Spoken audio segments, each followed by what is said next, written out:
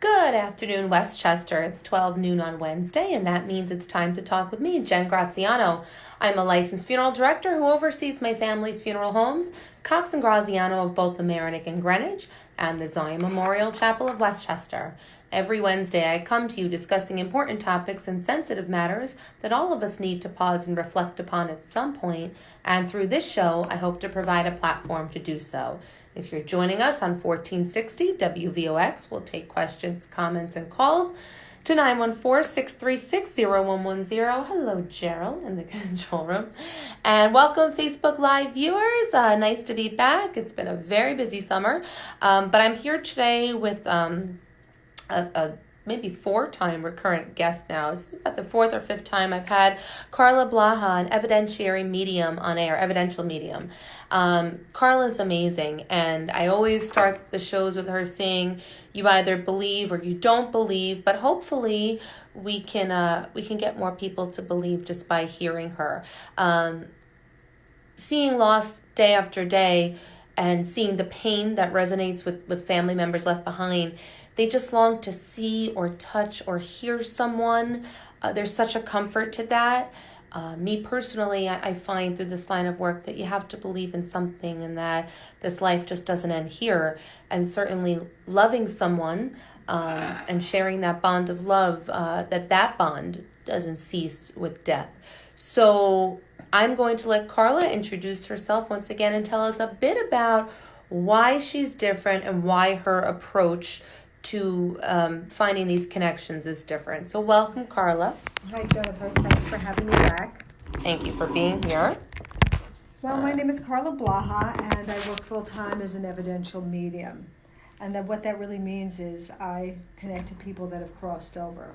My job isn't to convince you that this exists or not. It's just to do my job and bring forth messages from spirit. The way in which I do that is completely not general, as you know, because I've read you a number of times. I asked the other side to give me specific details that I couldn't know, that nobody can find on a Google research, nobody can find on anything, stuff I couldn't know. I asked them to bring me several of those, 3 to 5, 5 to 8. Then I ask for their personality, their energy, so I can feel who they are and present that to them. Mm-hmm. And the last part of my triangle, as I call it, is spirit has to give me memories or something called continuity of life, which is to show us that life continues and they know things about us that have happened since they've passed, and additionally memories from when you were a kid or whatever the case may be. And that's how I approach that. And I also teach, I was a former school teacher, so now I teach metaphysics. What exactly are metaphysics, Carla? How would you define that? Science, which like quantum physics mixed with spirituality. Okay. And the two worlds, the two realms see so different, the tangible scientific and then the esoteric spirituality. How do you perceive that the two blend together? Because so many people will argue, that they question what you're doing because how can it be real? How do you really bring forth more credence, or how do you really dispel the naysayers? Well, initially I asked them, because it's okay to not believe in something. Mm-hmm. I mean, some people believe that, caffeine doesn't affect them, and some are highly affected. So I wish it affected me more, but I usually start out with saying, if you really just researched it, nobody would not believe. They might not know exactly what it is or have a full name, but if you actually were a thorough researcher and a bright person, and I don't mean high IQ, I mean inquisitive, right, and investigated it, there's no way that you wouldn't think it's something. It's arguable on whether we're reading DNA strands or picking up energy from these black holes. I think we don't know exactly what it is, mm-hmm. but if anyone who just says they don't believe, honestly hasn't looked into it. So that's my approach there, because I do believe the esoteric and the science blend together. I mean, you've got Tesla, you've got Einstein, countless people telling you this is a fact. And then for me, I simply just give them evidence that I couldn't know. So when I read someone, I don't ask for payments in advance. I don't ask for their last names. I don't ask for anything. Right. You could, in fact, half of them probably give me fake names. I just need a name to call you. Right. And then I connect in. And it's taken years of study and practice. But usually once I do that, and I give my readings, people are like, wow. So again, moving on to, like I said, after death, there's that longing, there's that you miss them so much. And it's sometimes just even hearing a voice, a lot of people just will play back old voice messages just to hear that. You want something. So some people might come to you looking for something that you can't necessarily give them, but at different times, perhaps, if it doesn't work once, does it mean it won't work ever again? No, not at all. I mean, I could read somebody. I actually read 2 sisters the other day, and I've read them in groups and privately, and I brought through their father, who I assumed I must have brought through before. I have no memory when I read. And they said, no, you've never brought him through. And I was stunned because he actually felt familiar to me. Mm-hmm. And apparently I brought through all their husband's family and had never brought through. Really? So with that, there's no rhyme or reason to me. Sometimes I think, though, that spirit, especially if I'm doing a gallery or a larger event, spirit steps back to let others come through that really need to be heard. Okay. Now, hearing, touching, seeing, feeling, smelling, all things that we long to do following a loss. What is your take on the senses and how the energy crosses over to us? I think it actually crosses over through those senses. So in real life, when they're alive, we connect to our loved ones through our senses, hearing, feeling, seeing, all of that. Mm-hmm. Then they pass and you're like, oh my gosh, they're gone. Right. If you use those same senses, you will get messages and signs from them. It's just hard because grief is a pretty heavy, low vibrating energy and kind of blocks us. But you've got hearing, songs. And listen, I'm not saying ask for a Christmas song in the middle of December. I'm talking about obscure, the things I've asked for from my parents who have no idea, obscure stuff. Mm-hmm. So you can hear stuff. You could be in a store and hear nothing. Everybody's talking, but you don't hear it. Then boom, what is loud is your mother or father's name or your sibling's name that comes out. That's called clairaudience. So you can hear it through that. You can feel them. Sometimes people physically feel the touch of somebody. I've heard that many times, that people felt like a hand on a shoulder or a person right behind them. That's something that I do hear from people quite often when they describe their... That does happen a lot. And seeing people, spirit has a way of impressing their face onto someone else, or in a way that your brain will see it. And I've seen, it's happened to me maybe only twice, where I've been stunned that I'm seeing a person and I know that I'm not. And I look back and it's not them at all. It just went away. So that is one of the signs, a way that they can approach. So it's all the same senses in a different way. Okay. It's just not as tangible. I want to get back to the science a little bit, Okay. Again, which connects us to, for people who don't believe, you really are providing evidence of how this works. And aside from the evidence that you give of the specific characteristics of the person that you're reading, let's talk a bit about the difference of frequency and vibration. And those who have crossed over have higher vibrations. Explain that difference. Explain that context of frequency and vibrations. Well, everything, right? So science has proven this, year after year after year, that everything has a frequency and vibration.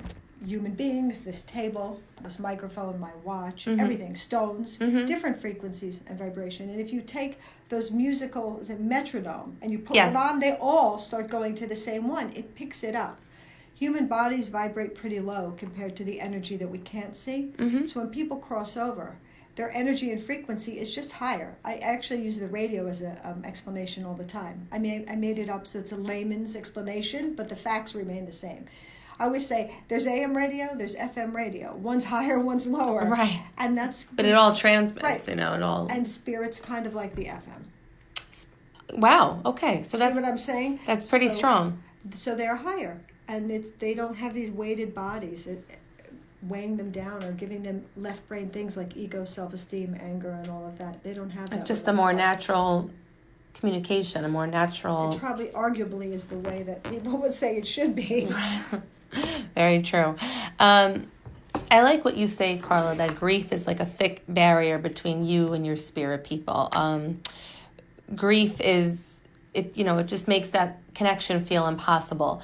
And so many people, I always hear them say they want to dream of somebody, but they can't. I wish I can just close my eyes and have a dream and then, feel that so-and-so is with me.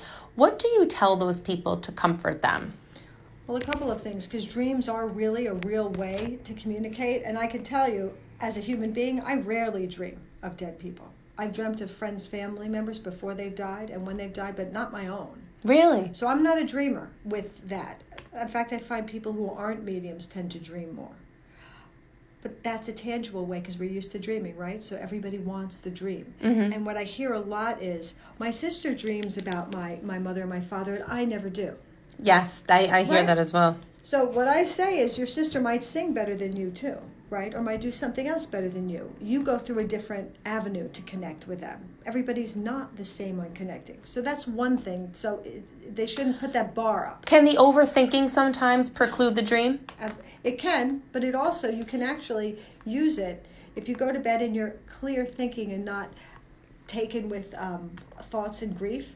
If you actually quiet your mind and kind of focus, you can ask, but with no emotion attached to it, them to come to you in a dream. Now, I'm going to say I'm not overly successful with this myself, but my clients, when I tell them, they do. But I say if it's not working, then try a different way.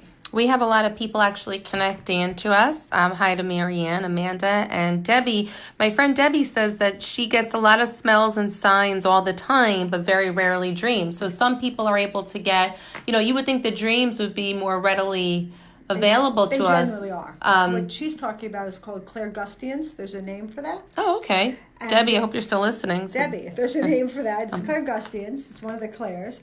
And it is smelling and tasting. Smelling and tasting. Yeah. So is it just that it takes you back to a time and it's like a reminiscent? Because, there are times like I laugh every time I smell something super clean, like pine solish. I just think of my Nana who, is it smells that have an association or are there smells that... It's coming to you. You're not noticing it. The spirit side can impress upon the cigar smell. That's a popular one. Cigarettes or perfume or flowers or pine sol. But it's not you smelling it because you walked into a clean place. That's a memory. I'm talking about the spirit side giving it to them. That's amazing. Unexplainable. That is so amazing. Great point that you raised, Debbie. She smells smoke from her uncle's cigar. See, there you go. I want you to tell us a little bit about when you're getting the messages from the other side. When someone, is it referred to as crossing over when they're coming to you to give a message? Certainly one of them. What is aside from the high vibration, but what are they excited to talk? Are they excited to get messages out? Is it this compulsion that they have to let us know something? And it is it an acknowledgement of, are they acknowledging that they're no longer here? Is there a sadness on their side? Generally, Spirit wants us to know, hey, it's almost like I picture little kids jumping up and down saying, hey, we don't die. Guess what? Wow. And, that's mostly what it is. So it's like a longing to be heard. And to let you know, like, you shouldn't be mourning. Spirit really can't, from my experience, cannot cross over with sadness, anger, this and that. So they don't have the sadness in themselves. Now, sometimes I have had to, because I work for Spirit too. I used to think I just worked for my sitters. I actually work for the other side too. It dawned on me about 5 years ago. So they sometimes have to heal too. So they may have to heal their part to help you heal. It may be part of their contract to help you heal. because maybe they haven't been so great. But what a beautiful thing to know that the sadness is over for them. That there's some freedom that's achieved for our loved ones when they cross to the other side. They're unencumbered. We always like to think that people who had suffered are no longer in physical pain, but maybe there's something beautiful in knowing that they're no longer saddled by emotional burdens as well. They're not, except for those that have healing and review their life and say, oh, I could have been better here. I do actually have a lot of people who do, spirit people, come through and want to take responsibility of not necessarily doing the right thing all the time, and they have to heal that. But there is no physical body. It's literally gone. And I have never had one spirit person say, gee, I really want to go back to that body. So many of them are like, oh, thank God that's over. I have no interest at all. And we're the ones concerned about where we bury them, what we do with the ashes, things like that. Mm-hmm. Spirit is not concerned about that. That's so interesting. So simple ways for us to connect to people. Like you say, the harder you try, the harder it is. Because the energy, becomes like blocked by a brick wall, as you described. Mm-hmm. So is it just living your life? It's not that you forget them, but it's not making this need for a connection the focus of your life? Yes, the focus isn't good. It's like, I always tell people, a lot of people ask for pennies, right? It's a thing. When you look for the penny, you don't ever find it. Mm-hmm. It's the minute you let it out of your thought, it appears. That's very true. So I use that as an example. I really don't think pennies is a great example because you can find a penny on every street. If you were looking for pennies, you better ask for like 5. So that's how my bar's high. But it's when you let go and kind of just know and wait. And off those signs, and I've written in my book, and in my second book, I'm writing the same chapter but more detailed. Signs come in different forms. So say you ask for a penny, and this is very helpful to people out there. If you ask for a penny, maybe you meet somebody or you're waited on at a restaurant by somebody named Penny. It's not necessarily just the penny. Signs come in different forms. Right. No. And I think that's what comes back to our end, to the human end, the living end, being receptive and being open. Signs are there to those who are willing to acknowledge them. But I think for some people who are just in a disbelief, which can come...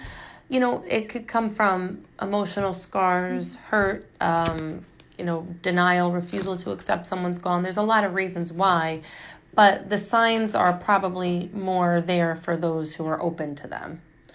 Well, they are. One of the pitfalls of that is also people can be very open and I've seen this, thank goodness, not a lot. I mean, over the years a lot, but percentage-wise not that much, where people are so receptive and so open.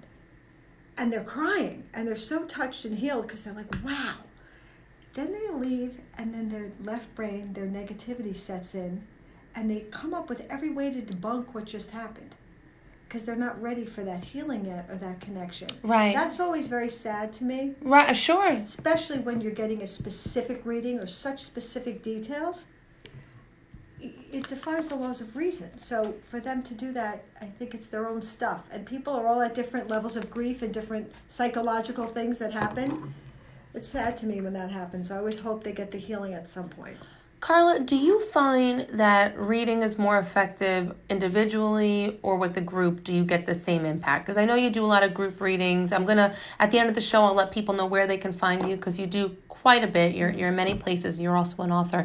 But do you find that group readings have the same potential for impact as individual? I do. Well, groups are one of my favorite things, and everybody knows that because I love the energy from a group, and I feel I can reach the masses in a group, but I can't read everybody in a group. What's good about a group is that people are healed who are open watching other people be healed, and they can relate to some of what they're hearing. So then it's a ripple effect into the group. And how do you know the specific of who the message is for? I mean, I know you provide 3 to 5 pieces or 5 to 8 pieces of evidence, but you could see how the lines could get blurred with multiple people. I'm so specific. That does not happen. Okay. I think it's being from New York. I'm pretty direct. Okay. I'll even know. I'll say it's over here on my left. I know that it is. Oh, wow. Okay. And then, some people, no, they don't raise their hand. They don't know. Or I will go, I'll say, I don't know where this goes. And then I give extra evidence. Okay. So you'll keep going. With a heart attack connected to Marianne, who lost his left toe. I mean, Wow. we're going to find that. And then Yeah. they'll raise their hand. So it can be both for me. Okay. In a private reading, you do get the opportunity to ask for specific people, although I don't guarantee I'll get them. They can ask, and then they can ask psychic questions. Where in a group, you can't do that at a public venue. I want you to explain a little bit about the distinction between going for a psychic reading and going to be read by a medium such as yourself. Are you a psychic? Are all mediums psychic? Are all psychics mediums? How does that work? All mediums are psychics because it vibrates higher. We'll call it the FM, right? It Yes. vibrates higher. So all mediums are psychic. If you've gotten up to psychic, you've gone through medium. It's pretty simple. Psychics, and I'm not a big fan of the word, like I tend not to use it because it has kind of a negative connotation, but it is most recognizable. When I say intuitive, people are like, what's that? So I do use it. Psychic is somebody that can click into a person, place, or thing or energy of an event to help guide you. I think there's a lot of pitfalls with that, and I've read as a psychic since '93, so I've done it for years. But you have free will. Other people have free will, so the job may look like you're going to take the job, but if you don't apply for it. So psychic is very helpful with present day life, but there's free will. Mediumship is my default. It's easier I just default into dead people, and I can just bring them through, and then you can investigate it. So there's go check out what I say, go make phone calls, go look it up, go on Ancestry. So to me, it's very black and white mediumship. So more tangible evidence, more concrete. Because the psychic hasn't happened yet. I'd love, if I'm doing a psychic reading and someone's like, oh no. I said, well, how would you know? Because that hasn't happened That's very yet. true. No, it's the past versus the future. And it's not. Anybody who claims to be 100% accurate for the future that's impossible. I don't believe that's possible. Let me put it that way. No, I think, again, that lends more credence to you.